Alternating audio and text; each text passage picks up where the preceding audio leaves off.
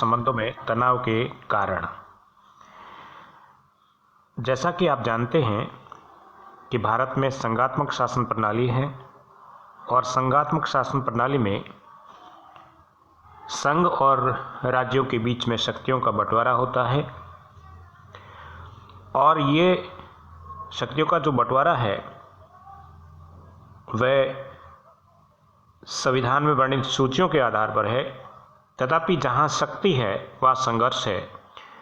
तो केंद्र और राज्यों के बीच में शक्ति के मुद्दों को लेकर और शक्ति से ही अधिक राजनीतिक मुद्दों को लेकर प्राय तनाव होते रहे हैं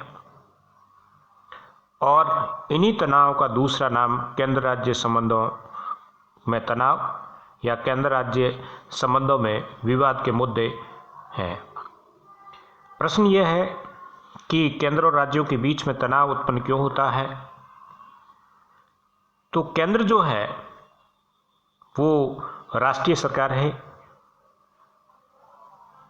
और राज्य जो है वो भिन्न भिन्न दलों की सरकार है। ऐसी स्थिति में जब केंद्र और राज्य दोनों में सजातीय दल की सरकार होती है तो केंद्र और राज्य संबंधों में प्राय तनाव उत्पन्न नहीं होता। लेकिन जब केंद्र और राज्यों में भिन्न भिन्न दलों की सरकारें होती है तो इस प्रकार के केंद्र और राज्यों के बीच में तनाव के मुद्दे प्राय उभर कर सामने आते हैं। तो कहा जा सकता है कि केंद्र और राज्य संबंध किसी संवैधानिक व्यवस्था पर निर्भर नहीं करते, उससे अधिक दलीय व्यवस्था पर निर्भर करते हैं और केंद्रीकरण के कारण और विकेंद्रीकरण दोनों के बीच का जो संघर्ष है वो केंद्र राज्य संबंधों को अधिक प्रभावित करता है। वहीं दलीय जो प्रावधान है या दलीय जो नीतियां हैं वो केंद्र और राज्य संबंधों को अत्यधिक प्रभावित करती है। तीसरा विवाद का कारण विचारात्मक संघर्ष भी कहा जा सकता है।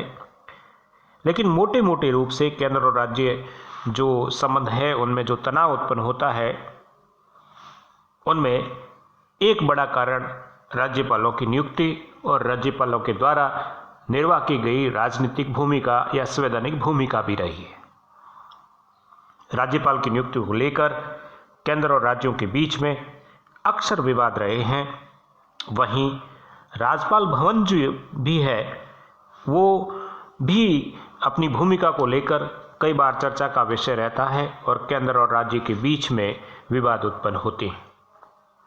वहीं संविधान का अनुच्छेद 356 के प्रश्न को लेकर भी केंद्र और राज्यों के बीच में अनेक बार विवाद हुए हैं, तनाव की स्थिति उत्पन्न हुई है। वहीं राज्यों का एक बड़ा आरोप केंद्र पर हमेशा यह रहा है कि केंद्र जो है राज्यों को विपुल मात्रा में वित्तीय सहायता नहीं देता और जिससे वित्तीय निर्भरता जो है केंद्र पर राज्यों की अत्यधिक है। राज्यों के संसाधन सीमित है, केंद्र के संसाधन व्यापक है और राज्य केंद्र के लिए करों को इकट्ठा करता है लेकिन वापस राज्यों को दी जाने वाली राशि में राजनीतिक विद्वेष होता है। इस कारण से भी विवाद उत्पन्न होता है। वहीं वर्तमान में नीति आयोग के प्रश्न को लेकर भी, पहले योजना आयोग के प्रश्न को लेकर विवाद था तो अब नीति आयोग के प्रश्न को लेकर भी विवाद होता है कि राज्य जो है कि राज्यों की जो आवाज़ होती है, राज्यों की जो मांग होती है उस पर ज़्यादा ध्यान नहीं दिया जाता। वहीं अखिल भारतीय सेवाएं जिसमें राज्य प्रशासन के सभी ऊंचे ओहदे और पदाधिकारी आते हैं, इनको लेकर भी विवाद है कि केंद्र जो है वो अपनी व्यवस्था के लिए इस प्रकार के प्रशासनिक अधिकारियों की नियुक्ति करता है और वे प्रशासनिक अधिकारी जो है अखिल भारतीय सेवाओं के वो केंद्र के प्रति उत्तरदायी होते हैं। वहीं एक शिकायत यह भी है राज्यों को कि राज्य सूची के जो विषय है उस पर समय समय पर केंद्र जो है दखल देता रहता है। वहीं राज्यों में केंद्रीय जो बलों की जो तैनाती है वो भी एक विवाद का बड़ा मुद्दा है। तो केंद्र और राज्य जो संबंध हैं उनको इन मुद्दों को लेकर कई बार विवादित रहे हैं और विवादित है।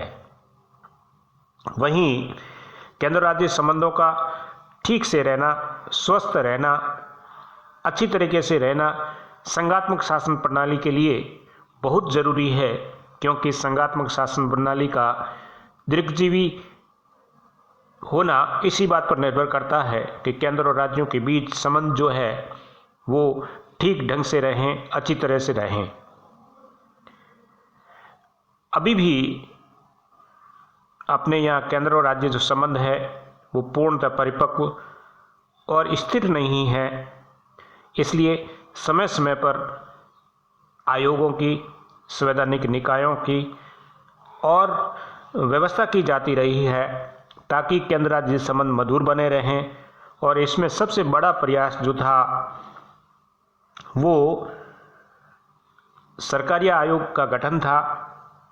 इस आयोग का जो प्रयास या इस आयोग का जो गठन था वो इसी उद्देश्य को लेकर किया गया कि जो राज्यों की स्वायत्तता की मांगें हैं उसको कम कैसे की जा सकती है और केंद्र राज्य संबंधों में अधिकाधिक सुधार लाया जाए।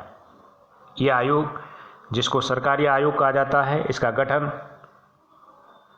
सन 1983 में सर्वोच्च न्यायालय के सेवानिवृत्त न्यायाधीश RS सरकारिया की अध्यक्षता में किया गया था, जिसमें 3 सदस्य थे।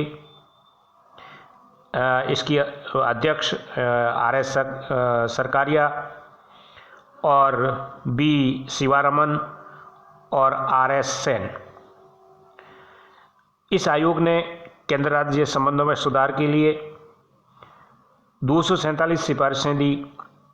ये सिफारिशें केंद्र और राज्य के संबंधों में वैधानिक, प्रशासनिक और वित्तीय सुधारों के संबंध में थी। मोटे रूप से यदि सरकारी आयोग की सिफारिशों की बात की जाए तो यह है कि संविधान में किसी प्रकार का संरचनात्मक परिवर्तन की जरूरत नहीं है। महत्वपूर्ण बात यह है कि कुछ उपबंधों का दुरुपयोग हुआ है, इसके कारण केंद्र राज्य संबंध तनावपूर्ण हुए हैं। तो संविधान में कोई बेसिक बदलाव की जरूरत नहीं है, बल्कि कुछ उपबंधों को सही ढंग से राजनीतिक दुराग्रह से पृथक रहते हुए क्रियान्वित किए जाने की आवश्यकता है। दूसरी सिफारिश आयोग की यह है कि मजबूत केंद्र की स्थिति राष्ट्रीय एकता और अखंडता के लिए बहुत आवश्यक है, अतः राज्यों की मांग कि केंद्र की शक्तियों को कम किया जाए गलत है।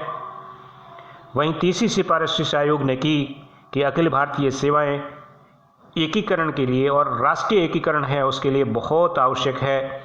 इस व्यवस्था को मजबूत कर और भी ऐसी कुछ सेवाओं का सृजन किया जाना चाहिए।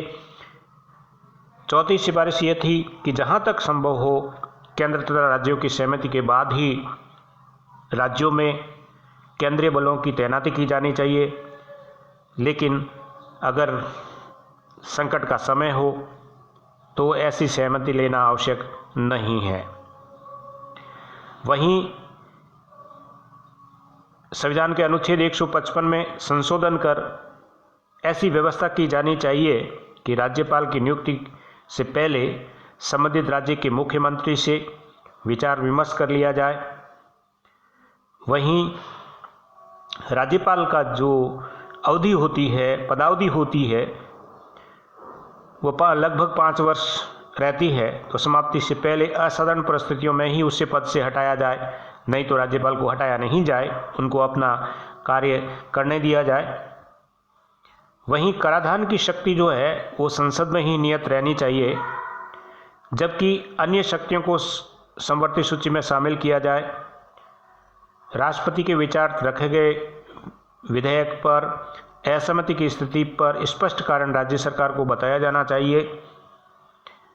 अनुच्छेद 213 के तहत एक स्थायी अंतर्राज्यीय परिषद हो, जिसे अंतर सरकारी परिषद भी कहा जाना चाहिए।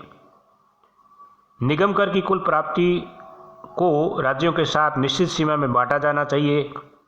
केंद्र द्वारा आयकर पर अधिकार उगाही नहीं करनी चाहिए, सिवाय विशेष उद्देश्य और सीमित समय के लिए। और भाषागत अल्पसंख्यकों के लिए कमिश्नरी प्रारंभ की जाए। ये बड़ी बड़ी सिफारिशें इस आयोग ने की थी। सरकारी आयोग की अधिकतर सिफारिशों को लागू कर दिया गया है और इसमें सबसे महत्वपूर्ण एक्शन जो लिया गया वो था 1990 में केंद्र राज्य परिषद का गठन किया जाना।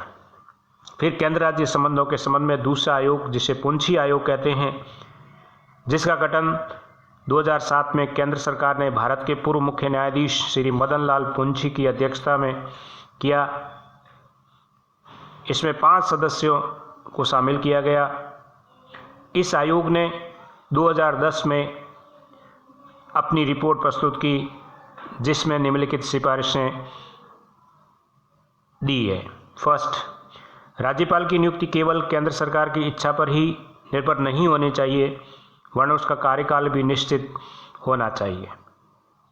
दूसरी सिफारिश, राज्यपाल की भूमिका सिर्फ संवैधानिक प्रावधानों के अनुरूप ही होनी चाहिए, अर्थात उन्हें विश्वविद्यालय के कुलपति या अन्य वैधानिक पद धारण नहीं करने का प्रावधान किया जाना चाहिए।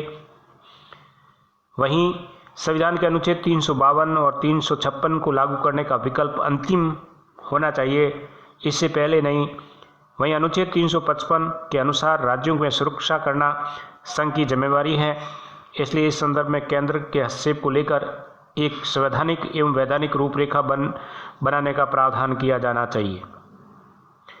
वहीं अनुच्छेद 263 के अंतर्गत कुछ संशोधन करके अंतर्राज्यीय परिषद को मजबूत कर एवं केंद्र राज्य मतभेदों को दूर करने के लिए निष्पक्ष प्रणाली का प्रावधान हो। इस आयोग ने यह भी सुझाया कि वित्त आयोग को स्थायी सचिवालय के रूप में कार्य करने के लिए वित्त प्रभाग को पूर्ण विभाग के रूप में तब्दील कर देना चाहिए। वहीं इस आयोग का मानना था कि योजना आयोग और वित्त आयोग, जो योजना आयोग समाप्त किया जा चुका है, नीति आयोग बन चुका है, कि बेहतरीन तालमेल होना चाहिए। नेक्स्ट सिफारिश इस आयोग की यह थी कि सकल कर और राजस्व में केंद्र की हिस्सेदारी को कम करके समय समय पर केंद्र सरकार वर्तमान उपकरों एवं अधिभारों की समीक्षा करें और राज्य को कुछ सीमा तक वित्तीय सहायता का प्रावधान भी करें। इस प्रकार केंद्र राज्य संबंधों को मधुर बनाए रखने के लिए पुंछी आयोग ने और सरकारी आयोग ने ये सिफारिशें प्रस्तुत की ताकि राज्य और केंद्र के बीच में समय समय पर उत्पन्न होने वाले जो तनाव है उनको दूर किया जा सके।